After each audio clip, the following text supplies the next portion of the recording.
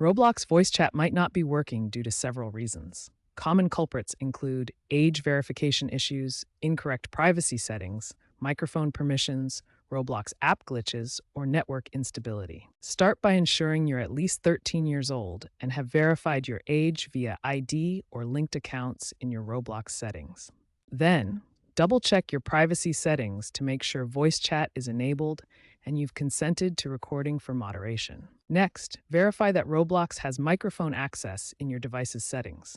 This is crucial on mobile. A simple restart of the Roblox app often resolves temporary glitches. Finally, ensure you have a stable internet connection. Try switching to a wired connection if possible. These initial steps resolve about 70% of voice chat problems. If basic troubleshooting doesn't resolve voice chat issues, try these advanced fixes. First, update Roblox to the latest version, as updates include important bug fixes and performance improvements. Reset voice chat settings within the Roblox app to clear any corrupted configurations. Check your firewall or antivirus software to ensure Roblox isn't being blocked, as this can prevent voice chat from functioning. For mobile issues, particularly on Android, app conflicts can cause voice delays.